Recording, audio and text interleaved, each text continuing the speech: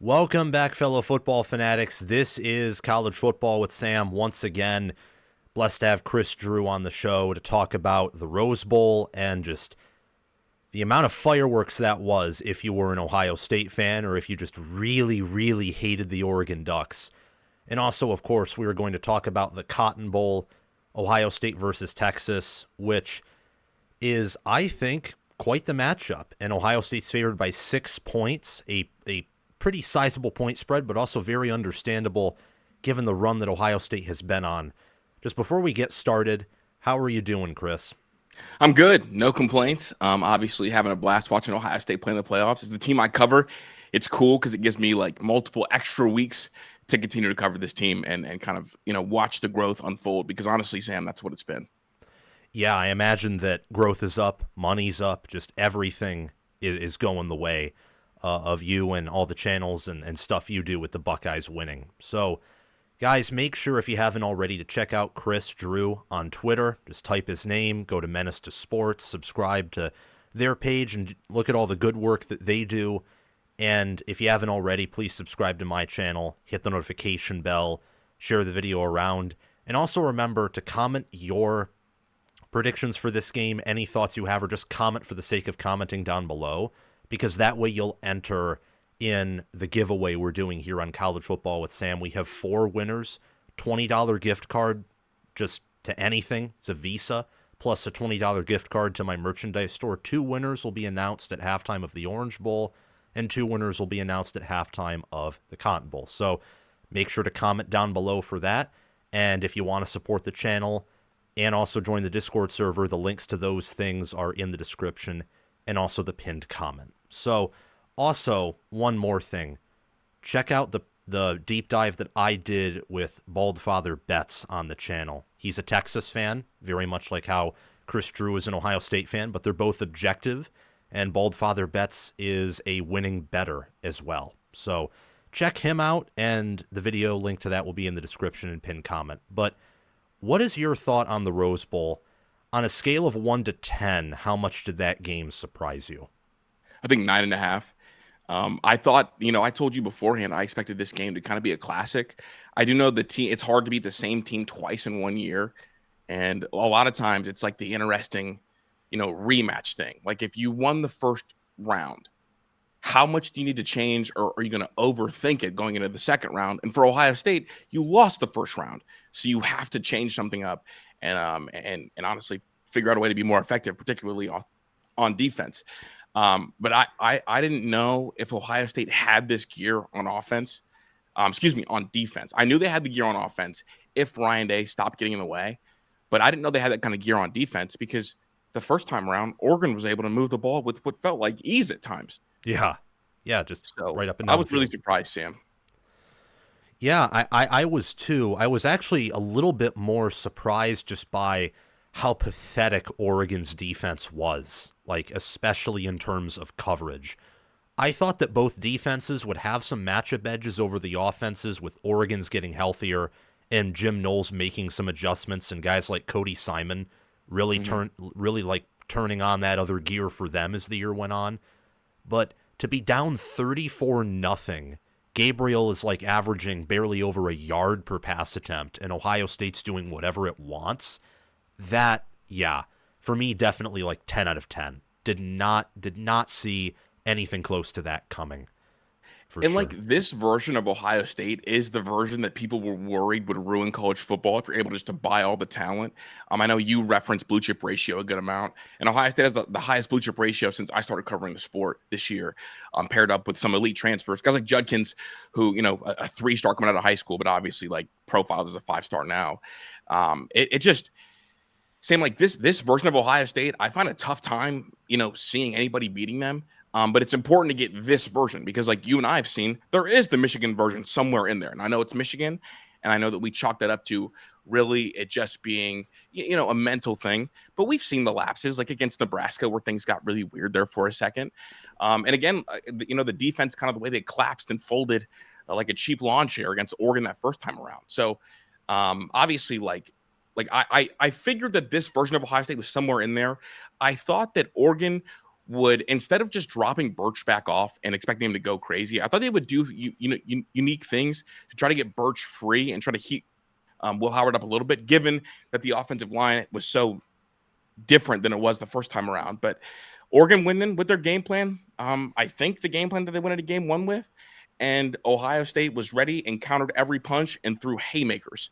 It looked like one boxer that was outclassed, quite frankly. Yeah, it looked like Oregon had no idea what was going on. Meanwhile, Ohio State knew everything. Everything. It was like the kid who did their hardest and did their homework entering into the exam versus the kid who's just gotten away with things and is just talented enough to get by, doesn't study, and then, like, just dead. Out impact. Yeah. Destroyed. I mean, Dan Lanning's face after the second and third touchdown, shell-shocked. Like, you could feel it early on, the physicality from Ohio State, which I think is kind of being overshadowed a little bit because of, like, how magical of a wide receiver display this was. But, like, just the shell shock on his face. And, like, honestly, when it was 14-0, Sam, I'm sure you probably said the same thing. I looked at my friends who I was there with and texted my other co-host, like, this has a chance to get really bad really quickly if Oregon does not score a touchdown here. Yes, that's exactly what I thought. I mean, when I've said this before, if Ohio State can get pressure on you with 4 or 3 guys, you're dead. And it was very early, whether it was a coverage sack or just Jack Sawyer or Tuimoloau or Williams doing very well. It was obvious early on that Oregon was going to have a tough time with their O-line versus OSU's D-line. And then I just thought, look, the most physical thing Ohio State can do is pass the ball to Jeremiah Smith because he's the most physical player on the field. And they just did that over, and over again, got it to him in space, downfield. Will Howard played a really good game. The O-line did their job. I thought played one of their better games of the season. It was an absolutely incredible performance. I was shocked. You were shocked. I think everyone was shocked a little bit. I don't think anyone expected. I mean, even Vegas, and Vegas knows everything. They were shocked. Yeah. What, like 2.5 point spread? Yeah, 2.5 point spread ends up being a blowout. I mean, and like, it's the Ryan Day game, and this is a joke, but Ryan Day skipped the appetizers for the play calling. We went straight to the main course, and when you get that version of Ryan Day, like, I'm not sure. Like, this is the version of Ryan Day that Ohio State fans fell in love with in 2019. Yeah, this is the Clemson game. This is the Georgia game for those 3 quarters where it's just you're throwing the kitchen sink and then some at your opponent, which is just it's something I mentioned, and I'll ask you about this before we move on to the Cotton Bowl. Do you think that this is kind of like a day thing, like what you get with them is like we've seen it before against Georgia and also against Clemson the second time around, where his teams, in terms of point spreads, like they overperform in the playoffs, and he's only lost to like some of the best teams of the 21st century there, where they just punch above their weight class or do very well in a postseason setting. I think Ryan Day has only lost playoff games to national champions. Yeah, and runner-ups the first time around to Clemson, and that team. Yeah, no, I mean, guys, I'm just saying, like, coaches that have won national championships. Oh, yeah, yes. Like, he's only ever lost to those coaches. So that's why whenever like people ask me to rank him, I try to slide him in that tier right below the coaches that have won national titles. But this version of Ryan Day is coaching like one that can smell that it's his turn now. And all 4 coaches left, none of them have a national championship. It's kind of up for grabs. It's the ball's in the air. Like, go get it. Yeah, exactly. Like you have James Franklin, Marcus Freeman, Steve Sarkisian, and Ryan Day. None of them have won a national championship, and only one of them in Day has played in a national championship game before. Right. So as a head coach, Sark had that 2020 Bama team. He beat Ryan Day as a coordinator with Alabama. Yeah. So it was a very impressive showing. Do you think this was better than the Tennessee game? I think it was easily like a better showing by OSU than the Tennessee game. Without a doubt, a better showing, Sam. Oregon was the best team in the country, and they dismantled them like the kid on Toy Story that takes apart the toys and puts them back together with other toys. Like Oh my it was a gosh. true dismantling. Yeah, they were like what, Sid? Is that Yeah, Sid? Sid. Yes. Oh my gosh. Yeah, it was like I forget if I made a Star Wars reference or not for this game, like in the past, but it was like the Death Star just like blowing up Alderaan, like boom. Like Yeah, that no, whole no. thing. I've made that same reference, Sam, but I've used the other Death Star. Remember when the first Death Star got finished, or the second one was still in construction, and there Yeah. was rumors and grumbling, like it's not operational yet, and then it just opted and blew up a planet, and Oh then you yeah. get the clip to the Emperor. The Death Star is fully operational. Like, yeah, like that is what this is, because people didn't think that this team was fully operational because of the Michigan game. Yeah. And then you see them blow up a planet, and then you see them blow up another planet, and it's like, is Sark the Rebel Army? Who knows? We're gonna find out this episode. Yeah, we are gonna find out in what is a new, and I think it's gonna be an epic episode personally. So what are your first initial, or maybe what were your initial thoughts like when you knew Ohio State was gonna face Texas, and then what are your thoughts now? In my head, I thought that Sark offensively, the way they use motions, and kind of the speed they have outside, could end up turning this into a shootout, is what I felt like before the quarterfinal games. After the quarterfinal games, I don't feel that way. The Arizona State Texas game was a great game. It felt like Sark was really good when the team was on the script, and then they just forgot how to score for 3 quarters. And Sark teams tend to do that, have like the really hot starts at times and get out kind of to some leads, and then go through quarters of struggle. I mean, even though the Michigan Yes. game was pretty lopsided, I kind of felt that way in that game too. They had several chances to really score a lot of points and then didn't. And I think that you're going to need Sark's very, very best game to beat Ohio State, because you're going to need to score at least once, probably twice, whether it's a touchdown and a field goal every quarter. Yeah, I think that in watching that game, what stuck out to me is like how good Texas's defense is, to how their offense just kind of let them down quarter after quarter after quarter, and they kept getting stops. But eventually, they were on the field for over 30 minutes by the end of the third quarter, and they caved. Mm-hmm. And it's so interesting how this is not just a thing this year for Sark, but it's a thing in his previous coaching jobs. It was a huge thing for Texas last year, where they nearly choked kind of every game in the second half. They'd get out to big leads, and then Will Howard with Kansas State last year nearly brought him back and won. TCU nearly came back. Alabama kind of almost came back before Texas put it away in the fourth.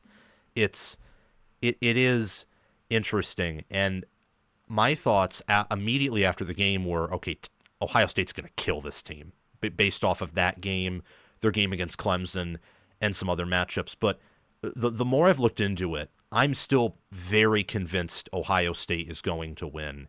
And I think everyone and anyone should be scared about picking against Ohio State. But I now think there's more of a sustainable pathway for Texas to, whether it's win or whether it's at least play this competitively. I think there's a pathway there. There absolutely is. Sark is too good for there not to be a path there. And like, while this Ohio State team has been really dominant, they're still not a perfect team. Like, there's still some issues that are there if they want to expose them. And it feels like if there's going to be any OC and group of receivers that have the speed to do it with a quarterback who has some arm talent, it would be Texas, right? Yes. Yeah. Do you think it's more likely the offense for Texas is going to expose the defense of Ohio State, or do you think maybe it's more so the defense of Texas that exposes the offense of Ohio State? So I think Ohio State's offense is going to get tons and tons of yards. The thing about the Texas defense is they're going to have to force a turnover, and that's how you expose it. That has to be it, because I think both offenses should get tons of yards. The offensive minds are too good. Interesting. I'm at the perspective that Knowles is probably going to lock down a very inconsistent Texas offense, like outside of a few drives. I think Texas has to use the short game and maybe do some weird things, because, I mean, they struggle to run the football. Ewers is up and down. He's been up more recently from what I've seen, and of course my eyes aren't perfect, but he doesn't have Ohio State's weapons, and he is, of course, still inconsistent. but I think that these two defenses are what's going to end up ruling. And of course I can be wrong, but I think that Texas is the closest thing in terms of size up front to Penn State, Michigan, Nebraska, much more so than Oregon is. And the common theme with all three of those teams is regardless of how well Ohio State played, I think they played their best game in that series against Penn State, the worst against Michigan.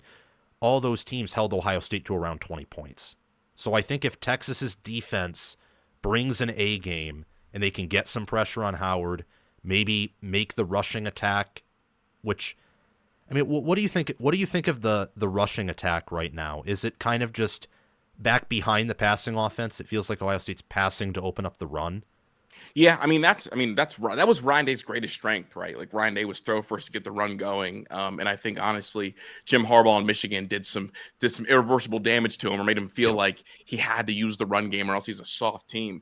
But it looks like now, like when teams want to play two safeties back, we saw the lanes for TreVeyon Henderson, like we saw it. So I think the run game is kind of comes second right now to the throw game, and I think it should be, because the biggest talent advantage Ohio State has is the receivers outside.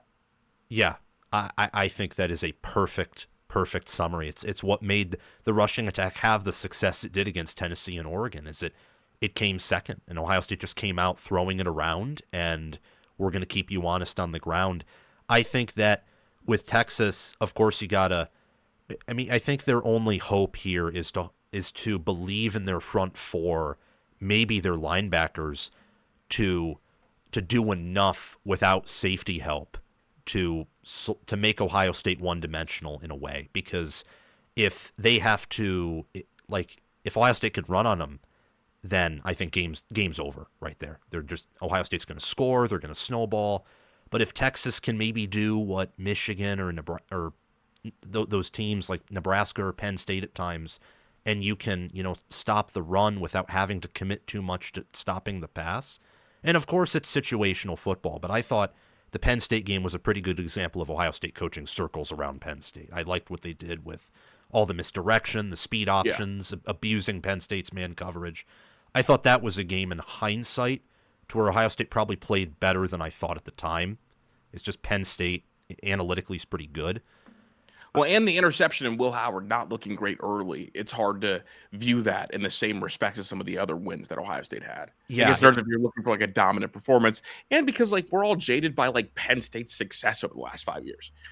Yeah, exactly. Like it's hard to view Penn State, I think, as the team they are now, but it's understandable because they still haven't beaten anyone who's like a Georgia brand. Respect. Who Ohio State and Michigan respect. I mean, it's like the theory that everybody you meet in life is who you met them as, unless you make a concerted effort to change that. Huh. That almost melts my brain, but interesting. Yeah, I mean, I believe that it's like what you said. Penn State just hasn't beaten anyone that is respected, but do I think they would beat Georgia this year? Absolutely. I mean, Notre Dame did. Notre Dame could have beaten them more. I think that'll be a really good game, the Orange Bowl. And you look at like that Penn State-Ohio State game. Yes, Penn State could have won. Ohio State could have also won by double digits. Like if you expand the outcomes, Howard doesn't throw the pick six or he doesn't fumble out of the end zone, that's an additional touchdown. That's just as fair as saying, well, maybe they give Warren the ball inside the 5 and maybe score to tie the game or something. Mm-hmm. So I think that's Texas's only path, really, is defense stepping up, and then with the offense, what do you think about their offensive line against Ohio State's D line? Because the Texas O line, analytically, they don't have a good rushing offense. They allow some sacks. They have a lot of NFL talent and big bodies and athleticism right there. They do, but I've heard the chatter about them feeling a little bit beat up on both sides of the ball. So they have the NFL talent, but I don't think that they would want to stand toe-to-toe and live in the trenches against Ohio State, because Ryan Day's done the thing where he's learned from his mistakes, and we're seeing so much more rotation and guys staying under that 50-snap threshold, and they're able to beat up on teams because of that. Sweet. That sounds Yeah, I mean, there's a reason Ohio State's favored by 6 guys. I think is Yeah. the It point opened up that, at what, 4.5? yup, and then everyone jumped on it. I mean, I'm hearing that people are like saying bet alternate lines of like higher spreads for OSU Yeah. to All cover. 10.5. Yeah, our previous guest was saying like 14. Like people were saying get 14 and just hammer. Jeez, OP. Yeah.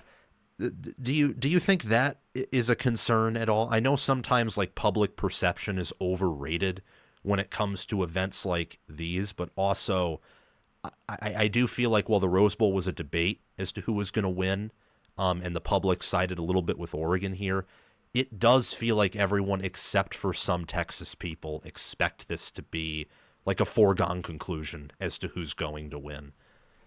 Yeah, I mean, I think nationally, like Ohio State feels like those typical Bama teams that maybe had like a weird loss in the middle of the year, but like once they got going, you never wanted to face them. Like, Nick Saban's only had one undefeated team start to finish, Yeah. and it was the 2020 season. So like, Yeah. they always drop a game, but you never wanted to see them because when the juggernaut got going down the stretch, when a team's able to grow throughout a year, and young guys are and honestly, young guys are able to play more, I think is the big thing for Ohio State. You just don't want to ever see them, especially when you don't have the same amount of talent. I mean, you and I have talked. I mean, maybe you and I haven't talked about it, but I know you've referenced it before. But like blue chip ratio wise, I think blue chip matters so much more in the playoffs than it does week to week. And like Ohio State having the highest blue chip ratio since I started covering the sport, like that matters to me in a game like this. And that's why you're seeing it when the blue chip ratio matches what you see on the field most recently. I think a lot of times people are like, oh yeah, this could get ugly as well. Yeah, I think that talent matters, and I also think that what helps is the coaching, especially defensively coaching edge that Ohio State has. I think Knowles is easily the best DC left in the playoffs. I think that Day's the best head coach left in the playoffs. And on top of that, you have a lot of seniors, you have a lot of older guys, you have a lot of talent. I mean, Jeremiah Smith is the youngest guy starting on the team, but he's one of the best because he's just that freakishly good. Wait, Sam, let me stop you. One of the best? Where would you rank him on the Ohio State team? Curious from like a more Big Ten point of view. I would for the Ohio State team, I'd rank him number 1. Okay. But I've seen 1 and 2. People debate him versus Caleb Downs. I think that Downs probably is more, when you adjust for like scheme, Downs is probably more impactful. But I think that's because Ohio State's defense and their defense, I think, roster-wise, is more balanced than the offense, because I don't think the defense really has any severe weaknesses. And then I think that Knowles is a much better coordinator than Kelly. Maybe I'm wrong there, but I think Knowles is like top of the top of DCs. And I think that's fair. No, that's 100% fair. Yeah, I think Kelly, while obviously he has sentience to him, is intelligent. I don't think that he's like quite the wizard that he was 15, 20 years ago. But that's just my opinion. Yeah. So what's your you obviously are picking Ohio State to win Correct. here, probably to win big. Am I getting that right? I got him winning by a touchdown. I think Sark. I have too much respect for Sark to think this is going to get ugly, ugly, ugly. Now, would I be shocked? No, not a third time. Fool me once, shame on you. Fool me twice, shame on me. So, like, would I be shocked? I'm no. right there. But if someone held the death beam to me and said, "How much is Ohio State could win by?" I'd probably say 7 to 10 was the range I feel comfortable in. Yeah, I completely agree. I have Ohio State winning 24-17. I have it being a pretty low scoring defensive game. I think that I wouldn't be shocked at all if both teams combined for like 10, like just combined, not individually, but like had 10 plus sacks or something, and the rushing game was just horrific, and it just really comes down to Jeremiah Smith being the best receiver on the field, and that's the difference, because special teams is kind of a wash for both teams, not all that good. OSU's defense is a little bit better. Their offense a little bit better, and I think all that just results in a touchdown type win. You have it being a higher scoring game, I presume. You said both teams getting a bunch of yards on each other. Yeah, I think Ohio State will score like around 38 points. So I got Texas about like 10 below that. So I think Texas will do enough to score. I think that Quinn Ewers to Golden, that connection has worked out a little bit. And with, occasionally Jim Knowles getting a little bit blitz happy, which he wasn't too much in the Tennessee game. I think you could see a case where, you know, Texas hits on a few of those deep shots because Golden's a really good player, like a really good receiver, really good deep threat, and really turned it on during that Arizona State game when Arizona State needed stops. Yes, and that's what I liked about the Oregon game was Knowles barely like blitzed and just everything was in front of the defense. Yeah. And I think that with if Texas, if they're able to play a really good game and specifically on the O line and they're able to make some things happen and protect just to throw OSU's defense off, I think that's kind of when the fireworks would metaphorically begin. If they're going to happen, is like Ewers to Golden, or you got to look out for Gunnar Helm, who's one of the best tight ends in the country. Gunnar Helm's a really good player. I think he's got kind of a recipe to cause some problems. Ferguson got going a little bit in the Oregon game. It was just too little too late. But Ferguson, I mean, the matchup's going to be him, getting open against either Sonny or Sonny or Caleb, or maybe Sonny or Cody. We'll see how they choose to align. Yeah, best matchup would probably be Sonny Styles because Simon's just been incredible. We already know that Downs has been incredible too. The safety room for Ohio State, would you rank it as the best in the country, right? I think so. I think Lathan Ransom's a superstar. I thought Lathan Ransom's been really good for 3 years. His name kind of got dragged through the mud because he was asked to do something that he was not supposed to do in 2021 and play someone else's position and got burned, and that kind of tarnished his legacy. But Lathan's always been really surefire for me, and he's always been a thumper too. And so when you hear pads pop, a lot of times it is Lathan Ransom. From kind of the ability to force fumbles, from recognition to come up and hitting in the run game, and has done well enough in coverage. I like Lathan, and obviously Caleb Downs is spoken for. Like we know how good he is, and I think he got snubbed for the Thorpe Award, but it's okay because Brryn, is going to get a shot against Jeremiah Smith this week. Yeah, Jahdae Barron will definitely get a chance to prove his flowers, which will be an incredible matchup to see. And yeah, Ransom's been graded higher than Downs per Pro Football Focus. He's like one of the highest graded safeties in the country. Oh, he's a freak. It's just not as glamorous. Exactly. Like there is name recognition. There's past play that's involved, of course, for all these different names and such. It's like how, like this year for like Michigan, like I don't think people ever understood how good Josiah Stewart was because he kind of only came on this year and was a transfer. Right. While Mason Graham and Grant from like day one have been spoken about as like alien players who got to prove themselves throughout 2 years. 100%. Yeah. So I think we've talked about the Cotton Bowl like a lot, and I'd like to talk about it some more, but you want to talk a little bit about the Orange Bowl and who you like for Ohio State or like that type of stuff? I think it's good for the sport if Notre Dame makes it all the way. I think it's good for the sport if Notre Dame ends up playing in the championship. But selfishly, I'm rooting for Penn State. Drew Aller is from my side of Ohio, and I don't know if you know, Sam, but my first job in sports media, or my first full-time show, was covering high school sports right around when Drew was coming up. Oh, cool! So I got to meet Drew a couple times. Been to a couple workouts with Drew. I love Drew the kid, playing at Medina High School, which is about 25 minutes from my home in Akron. That like naturally I want to see it for him.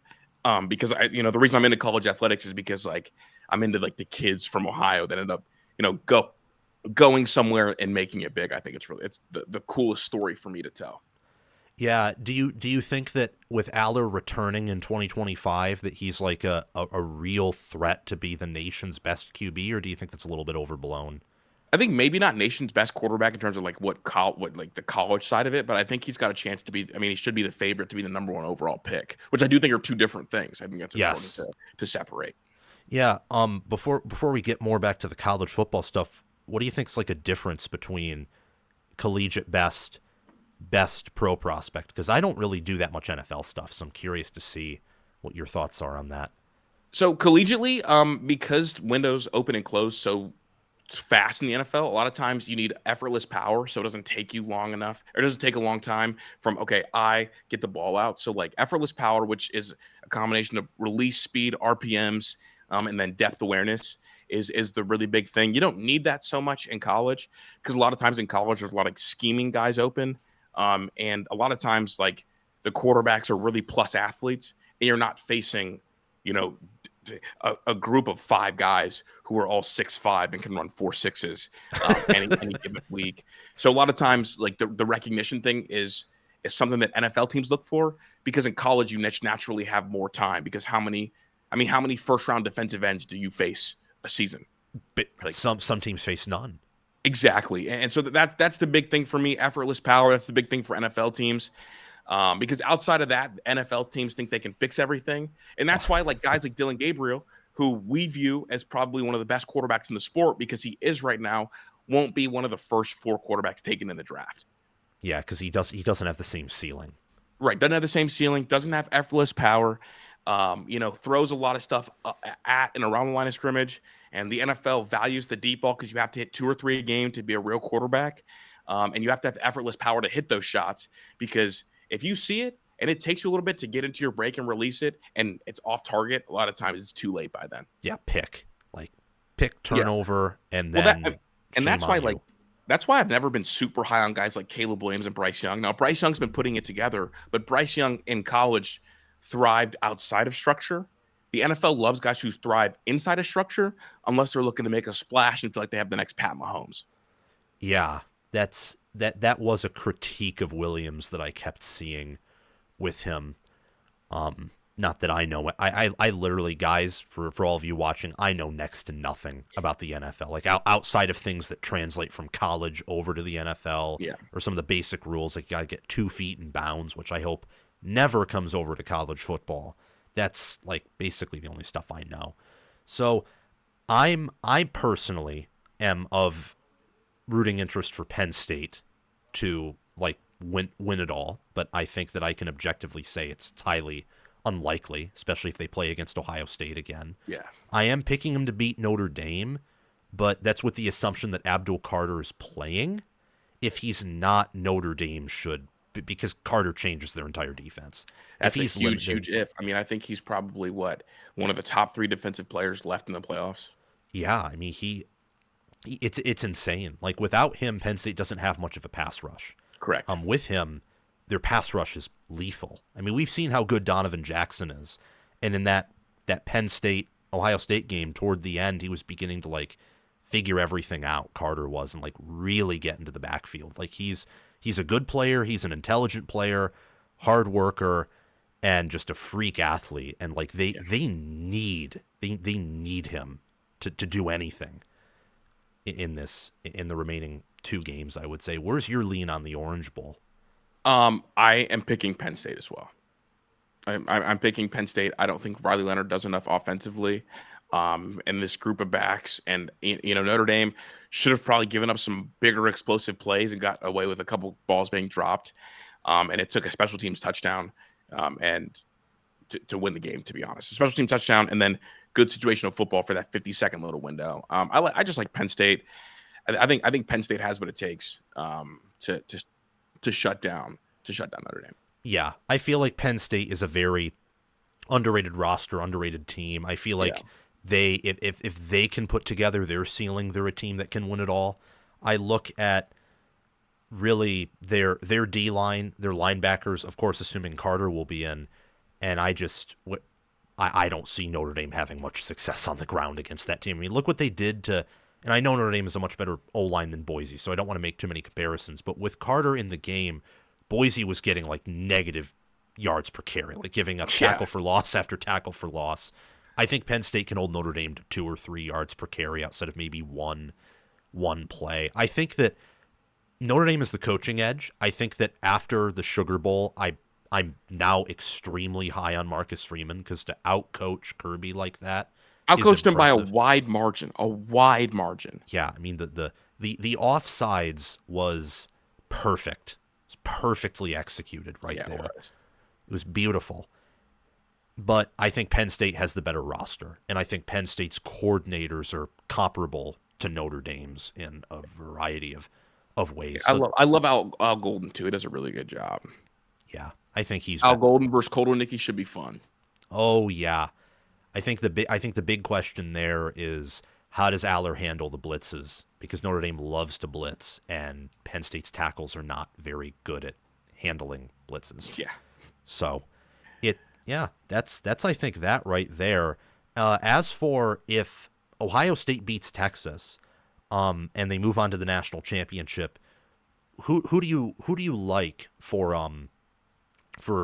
like Ohio State over both matchup teams? purposes? Yes. Thank you. Honestly, I think Notre Dame would be an easier game for Ohio State because, again, I believe in the rematch theory. It's hard to beat a really good team twice.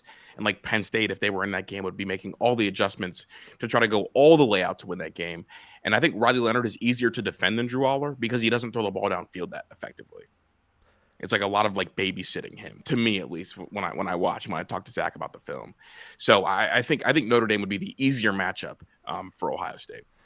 Yeah, it's, Leonard has a really good escapability about him, but I think with Ohio State and like Simon's spying and how their secondary operates, I think you need to have like a kind of deep threat, an ability to uncork a really good pass to throw Ohio State's defense off balance. Because you can't have that extra safety lurking in the box the whole game. No, I mean can't, especially when he's as good as Lathan, Ransom, or Caleb Brown. Yeah, I mean that was Penn State's problem in the first matchup is they just couldn't get anything downfield. So Ohio State could just load the box and say, "You can try to run at us, but we're only going to give up 2-3 yards per carry. It's not going to work." Yeah, I'm very excited for these games. I'm especially excited for the Cotton Bowl though because of all the narrative stuff, the fact that has a bigger point spread than the Notre Dame Penn State, and also because those are the, whoever wins this game is going to be the favorite in the next game, like barring one of Notre Dame Penn State just humiliating the other and this being a very ugly game with injuries. Like the winner here is ultimately the favorite. So I'm pumped. I'm excited. Me too. I'm glad we're getting all these extra matchups as well. Yeah, I am too. Like, think about it this way, and you know this. If the 4-team playoff was the format this year, Ohio State wouldn't be in, and Notre Dame wouldn't be in. It would be Penn State and Texas, along with Georgia and Oregon, and it would be a Oregon versus Penn State semifinal and a Texas versus Georgia. And because the committee's scummy, they probably would have rearranged it to prevent the matchups, which I think Big Ten versus SEC again. Yeah, it's just bleh. Like I don't like how the committee manipulates all that stuff. But this is awesome. You got seeds 5, 6, 7, and 8. The middle 4. They're left, and we're gonna have a first-time national champion this year. Time is a flat circle. The first playoff, the team that won it wouldn't have been included in the BCS, and it was Ohio State. Now it expanded again to 12 teams. A team that wouldn't have made the 4-team, I think Ohio State, is going to win potentially the first playoff as well. So they won the first 4-team and the first 12-team. I think they will win this 12-team. Yes. Yeah, I mean, they're what, like minus – are they at minus odds now to win it all? I saw they were at minus last time I looked. Yeah, they definitely are. My friend sent me a bet this morning. I don't bet, but he does, and he sent me a bet of like Ohio State minus 110 favorites to win it all. Yeah, it should be a really good game. So what would your reaction be if Ohio State somehow like lost? I'd be pretty hurt because I feel like this team is finally playing like the $20 million roster that we were promised. And I guess it would depend on how they lost. I'd be really disappointed because, at first I thought, okay, like if this team goes on a deep playoff run after losing to Michigan, like I'm okay with that. But now, because you've seen the full capabilities, I want to see this coaching staff continue to maximize this team. So I'd be bummed, Sam, but the season, wouldn't be completely lost, all things considered. Huh.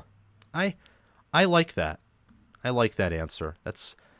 I'm not an Ohio State fan, but from my perspective, I think that after the Rose Bowl and after the Tennessee game, there's too much ceiling there to say that like Day needs to leave. Like there's just for all the inconsistencies about him, that is a consistency of his. That in these postseason games, you do see like just the flash, and it's not just a flash in the pan, it's multiple quarters of high ceiling football, or this year multiple games. And I really liked what I saw from the Rose Bowl and the the first round game. And I think that here it depends, but I think if Texas is going to win, they're not going to blow Ohio State out. I think the only team who's going to be doing any blowing out's the Buckeyes. I think if Texas is going to win, it's going to be this close, low-scoring affair in which they just find a way to keep Ohio State off kilter and on the field, and therefore stuff happens. What do you think the conversation should be about Day if he wins it all? Like you said, you'd be pretty happy with it. You think all's forgiven? Do you think that all cannot be forgiven as an Ohio State fan, but showing you're capable of winning it all after some adversity, like losing to Michigan, and also like cornering the Big Ten, like getting Dan Lanning out of there when Dan Lanning was the big threat in recruiting and all that, and winning the Natty with still something to prove for the next year, I think it's really important. Because like if they win, a lot of times Urban Meyer talks about getting to the top of the mountain is hard, but staying up there is really hard. If Ryan Day wins the Natty, there's still a very clear-cut goal the next year. And it's beat Michigan. So it's like this might be the first time I think since I've followed Ohio State that where they could win a Natty and still have the chip on their shoulder for the next season, and I think that's important for this coaching staff. Yeah, that's actually it's something I didn't think of before, but thank you for bringing that up. Yeah, that is important because I said I was talking with Juck about this on his channel, but if Ohio State were to lose to Oregon, I think it would have been pretty clear they were no longer the best program in the Big Ten. That would have went to Oregon, and then they could have even fallen further than that if like Penn State did very well and maybe won it all. But now with this win here, I think that just factoring in recruiting, coaching, how the wins have been, Ohio State is at least, I think, treading water at that number one spot, and I think that's very, very important, and honestly good for Day and the staff at doing that. Yeah, no, I agree. It feels like they are at the top treading water. That's a good way to put it as well. Yeah, because of course Oregon's not going away. And now they have the measuring stick, and they have the chip on their shoulder as well to put together a roster and build it from the ground up and build it inside out instead of outside in. I think is what you're going to see from Oregon. So now Dan Lanning sees that it's not as easy as it once felt, and he's got some work to do. Yeah, and they're the first team since, I'm not going to count the 2019 cycle because Ohio State just brought in a small class, and that doesn't really matter. But in terms of quality, from a recruiting standpoint, they're the first team in over a decade to bring in a better class than Ohio State, this cycle around. They're not going away. If Penn State wins it all, or I think just simply wins a big game, I don't think they're going away with how much they're returning next year. Michigan's unlocked another gear in recruiting, although we'll have to see what their coaching staff does with that because I'm a little bit uncertain in that department. I think that the Big Ten is tougher than it's been in a long, long time, and I think it's going to make for some really good football these coming seasons. Last but not least, I enjoy talking with you, and also the previous guest and I stayed on for quite some time. So that's why I'm trying to ask as many questions here as possible. What's your early view of the team next year? You concerned at all with all the production leaving, or do you think that they're just gonna kind of reload? I hope they reload. I think this playoffs they've shown the willingness to play young guys and play backups. Ohio State, brings in top 5 classes. It feels like every year. I feel good about the offensive line with some of the transfers they added next year. I feel good about the receivers. Obviously, with Jeremiah Smith coming back, you feel really good. The running backs, it's hard to tell. I like James Peebles, the prospect, but we haven't gotten to see him a lot. I think next year's team, the floor is 9 wins, but the ceiling is undefeated because they are so talented. A lot of production leaving, though, on defense especially. And then obviously they're going to have to replace a quarterback. We're going to have to see a Ryan Day developed quarterback for the first time since Kyle McCord. So, I feel good. Not as good as I feel about this current team, where this current team was before the season. But I do feel good about next year's Ohio State Buckeyes. Yeah, I think they're gonna be on the closer side to reloading, depending on how the rest of this playoff goes and how just what they do remaining in the portal, or what I see in spring ball. I mean, I like Julian Sayin a lot, so I would be shocked if he wasn't good next year. Like, that would genuinely be a surprise. Yeah, I think Ohio State's in a good position moving forward, and I think that this game it's going to take grit.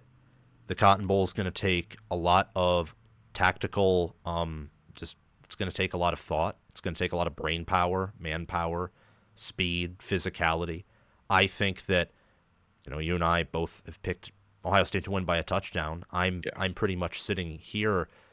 I don't know. Like, I'm thinking of a lot of things, because my picks on OSU have been pretty up and down. Like, really the only big game I've gotten right is the Tennessee game, and I think that was pretty easy, so I don't like to take a lot of credit for that one.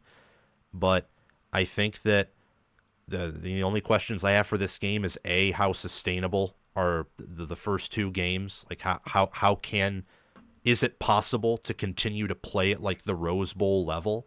And then, of course, for Texas and Ohio State and their matchup in terms of like the trenches, if it's a close game, because if Ohio State can just do whatever they want through the air, that's not going to matter all that much. But can Texas do? Can they do what Nebraska and Penn State and especially Michigan do? Just slow it down, muddy it up. Yep, slow it down, muddy it up, and also show an empty box. Because Chip Kelly likes to, if it's an empty box, anyone with a brain is going to try and run it up the middle and try and establish something there. But if Texas, with their deep, big, powerful front four, if they can hold their water and do things there, I think that will make things interesting. If Brryn can, not let Smith waltz all over him, and if Taffy and Gilbo and Muhammad can do well in coverage too, it's just so fascinating. It's so fascinating. Guys, by the way, there'll be a deep dive about this game. I know I've talked for like a collective over 2 hours with different people and myself about this game, but I'm going to watch film.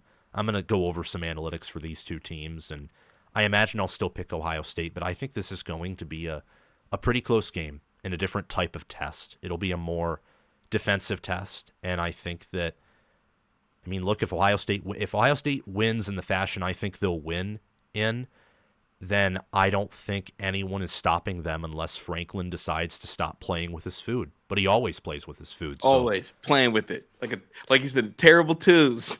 Yeah, exactly. Like I don't know. He can't do anything properly in a big game. Can't do it. Gets down to Oregon early in the Big Ten championship game against Ohio State. His team's way too emotional, commits way too many penalties. They're undisciplined. I don't know what it is, because he beats everyone else, but when it comes to top 10 Michigan and top 10 Ohio State teams, can't do a damn thing. Just can't do it. It's real. Well, thank you for coming on, Kris. I enjoyed this time with you talking about the Cotton Bowl and even a little bit of the Orange Bowl and just this college football playoff. Make sure, again, everyone, to check out Kris Drew on Twitter. Check him out at Menace to Sports. And subscribe, like his work, listen to it. And also, if you haven't already, subscribe to the channel and hit the notification bell. I want to do a quick shout-out to my Patreons before ending this video. So thank you to Crash2488, Brasco Rascal, and Connor Little OH for being Heisman members. Thanks to Chris Lane, Ismar, and Tyler Nye for being All-American members. And thanks to John Lynn, Roaming Gnome, Matthew Sale, Austin Christmas, Joshua Jorgensen, and Will Loftus for being all-conference members. Check out my merch store, Patreon page, and Discord server. Especially join the Discord server if you haven't already, via the links in the description or the pinned comment. Go Buckeyes, and I will see you all very soon. Bye-bye.